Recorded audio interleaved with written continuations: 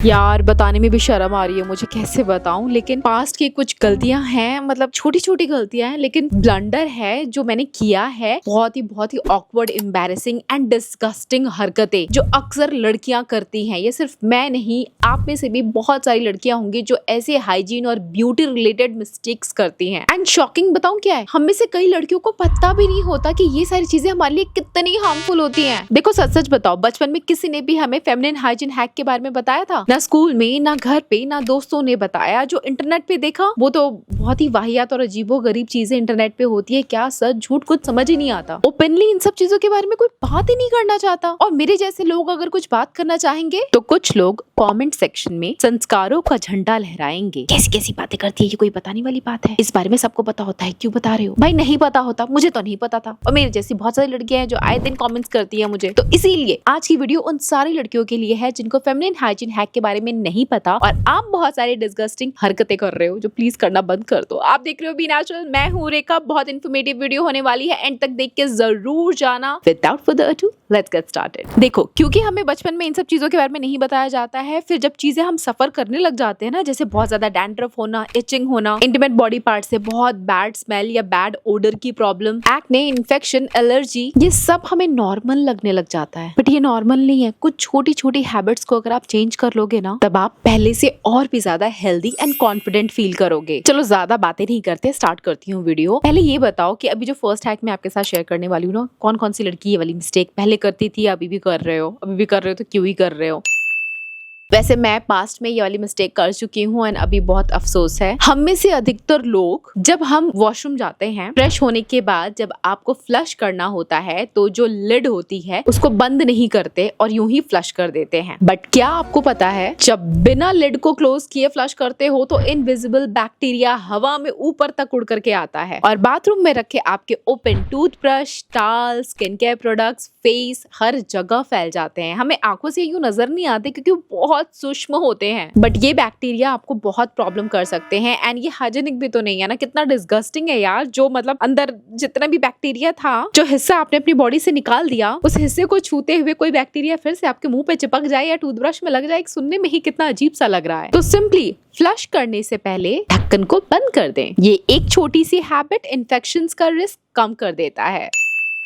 ये अगली disgusting habit भी मैंने बहुत बार की है। चलो बताओ आपने की है या नहीं। जब भी ट्रेडिशनल आउटफिट पहनते हैं, बिंदी लगाते हैं, एंड जब बिंदी को उतारना होता है तो वापस मिरर के ऊपर चिपका देते हैं। फिर अगली बार वहीं से उठा के अपने माथे पे लगाते हैं और ये लेन देन बिंदी मिरर का चलता रहता है। पर पता है, बाथरूम में मॉइस्चर एंड बैक्टीरिया बहुत ज्यादा होते हैं एंड बिंदी के पीछे जो ग्लू होता है ना, उसके ऊपर सब चिपक जाता है। जितना भी बैक्टीरिया मिरर के ऊपर था या धूल, मिट्टी, डर्ट जो भी था, वो सब बिंदी के पीछे चिपका एंड फिर आपके माथे पे चिपका। एंड यही अक्सर कई लोगों को बहुत ज्यादा एक्ने, ब्रेकआउट्स की प्रॉब्लम हो जाती है। सो सॉल्यूशन सिंपल है। बिंदी जहां से निकाली थी, बिंदी के पैकेट से उसके अंदर ही चिपकाओ, यहाँ वहां कलाकारी ना दिखाओ।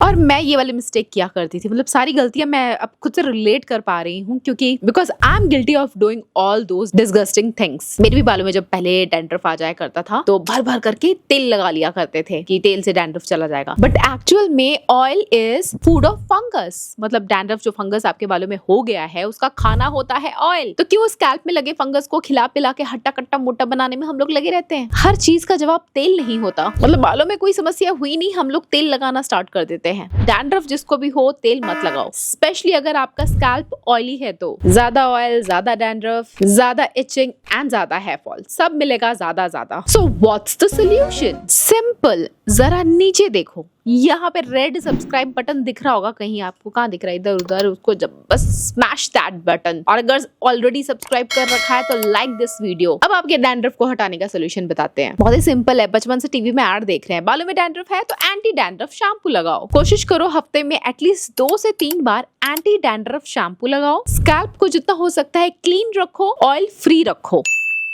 जब मैं पहली बार पार्लर गई थी अपने बाल को स्ट्रेट कराने के लिए, तब मैं शायद 11th या 12th में रही होंगी। एंड पार्लर वाली दीदी ने कमाल के बाल स्ट्रेट तो कर दिए, लेकिन उसके बाद जब मैंने हेयर वॉश किया ना, मेरे बाल एकदम ऐसे जले भुने से नजर आए। बहुत ही गंदा टेक्सचर हो गया था मेरे बाल। मुझे इतना रिग्रेट हो रहा था कि मैंने क्यों अपने बालों में हीट लगवाया। भाई ऐसा इसलिए हुआ क्योंकि उन्होंने मेरे बालों में हीट एप्लीकेशन मैक्सिमम लेवल पे दे दिया। सो उन पार्लर वाली दीदी ने मेरे बालों में हीट प्रोटेक्शन यूज किया ही नहीं था। वो हीट स्प्रे आता है ना, वो पहले बालों में स्प्रे करना होता है, तब जाकर के आप कोई भी हीट एप्लीकेशन यूज कर सकते हो, चाहे वो स्ट्रेटनिंग हो, कर्लिंग हो, वेविंग हो, क्रिम्पिंग हो, कुछ भी आपको बालों में हीट एप्लीकेशन लगाना है, प्लीज यूज हीट प्रोटेक्टर। ये आपके बालों में एक बैरियर बना देगा जिससे आपके बाल जलेंगे नहीं, भुनेंगे नहीं या खराब नहीं होंगे। Heat protectant spray is must must must.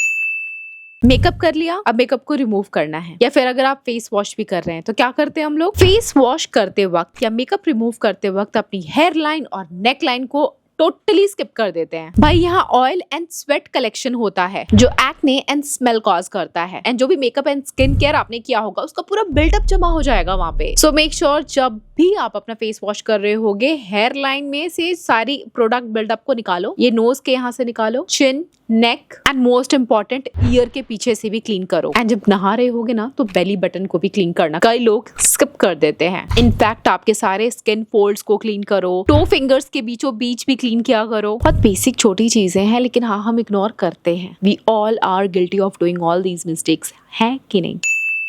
भाई बचपन में तो एक ही टॉवल होता था एंड ऑलमोस्ट हम सब उसी को यूज कर लेते थे। शायद थोड़ी यादें धुंधली है पर मुझे लग रहा है कि एक तो ही टॉवल था, बट चलो अब की भी बात कर लेते हैं। अभी भी बहुत सारे लोग एक ही टॉवल को ले करके पूरे तन बदन पे अप्लाई करते हैं, मतलब लिटरली उस एक टॉवल को हर कोई घुमाता रहता था। बट आजकल भी अगर आप ऐसा कर रहे हो कि एक ही टॉवल को मतलब पूरे होल बॉडी पार्ट के लिए यूज कर रहे हो तो ग्रो अप। अब थोड़ा अवेयरनेस बढ़ गई है तो थोड़ा हाइजीन पे ध्यान दो। फेस की स्किन अलग होती है, स्किन केयर मेकअप अलग होता है, बॉडी अलग है और इंटीमेट एरिया अलग है। तो एटलीस्ट 3 टाल होने चाहिए, एक बड़ा टॉवल पूरी बॉडी के लिए, 2 छोटे छोटे टाल आपके इंटीमेट पार्ट के लिए, फेस के लिए। ये भी नहीं कर सकते हो, इतना तामझाम कौन करे। तो अपने उस टॉवल में ही हिस्से बना लो, ठीक है, कि नीचे वाले जो कॉर्नर्स वाले एरिया होगा उससे आप अपने स्किन फोल्ड्स को क्लीन करोगे या इंटीमेट एरिया क्लीन करोगे, एंड बीच वाले पोर्शन से आप अपना फेस क्लीन करोगे। मतलब वो आपकी कैलकुलेशन है, कैसे कर सकते हो। मतलब अब बोल हाँ हम तुम्हारे जितने अमीर नहीं है, इतने सारे टाल्स लेके नहीं आ सकते, तो टाल इतने महंगे नहीं आते हैं। अगर आप बहुत ज्यादा टाल में इन्वेस्ट नहीं भी करना चाहते हो तो सेक्शंस डिवाइड कर लो, यहाँ का सब कुछ यहाँ और यहाँ का सब कुछ यहाँ नहीं जाना चाहिए, समझ रहे हो। मतलब हर चीज मैं एक्सप्लेन नहीं करूंगी डीपली, आप खुद समझो। वैसे ये बहुत कॉमन प्रैक्टिस है, सब ऐसा करते हैं, लेकिन इट कैन बी डेंजरस क्योंकि कहीं के बैक्टीरिया कहीं ट्रांसफर हो जाएंगे। सो वैसे नहा धोने के बाद काहे का बैक्टीरिया लगा रहेगा, लेकिन फिर भी I don't feel hygienic if I am using the same towel. जो इंटीमेट एरिया के लिए मैं टॉवल यूज करी हूँ, मैं अपने मुंह के ऊपर तो नहीं यूज कर सकती। सो इन्फेक्शन, इरिटेशन, एक्ने से बचना हो तो फेस टॉवल, बॉडी टॉवल अलग रखना, एंड टॉवल यूज करने के बाद प्लीज सुखा लेना, एयर ड्राई या बेस्ट सन ड्राई कर लो यार।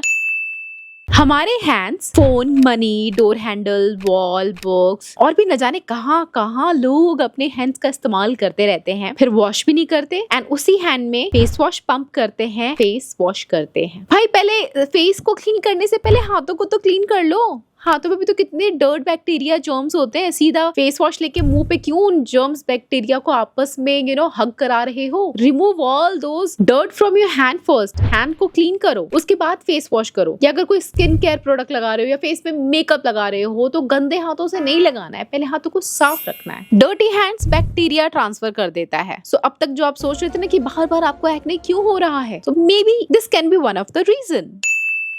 बहुत सारी गर्ल्स यूरिन पास करने के बाद अपने इंटीमेट एरिया को पूरी तरीके से ड्राई नहीं करती। मतलब आप वॉशरूम जाके फ्रेश हो रहे हो और उसी गीलेपन के साथ आप पैंटी पहन रहे हो, that's not good hygiene practice. देखो इंटीमेट एरिया को ड्राई नहीं करोगे तो वहाँ मॉइस्चर रह जाएगा, और मॉइस्चर रह गया ना तो बैक्टीरिया बिल्डअप, इन्फेक्शंस, इरिटेशन, जलन, खुजली और न जाने क्या क्या। सो सबसे पहले वॉश जेंटली, नॉर्मल वाटर से भी अगर वॉश कर रहे हो तो वल्वा वाला एरिया आपको क्लीन करना है। अंदर फिंगर डाल करके कुछ भी क्लीन करने की जरूरत नहीं है। Your kitty has self cleansing mechanism, अपने आप वो कर लेगी साफ सफाई। आप इसको जब आपको ड्राई भी करना है तो फ्रंट टू बैक ड्राई करना है। आपको टिश्यू पेपर या फिर कोई अलग से कपड़ा रख सकते हो जो सॉफ्ट हो और उसे पैट ड्राई कर लो। कभी भी गीले इंटीमेट एरिया के ऊपर पैंट्स पुट ऑन मत करो।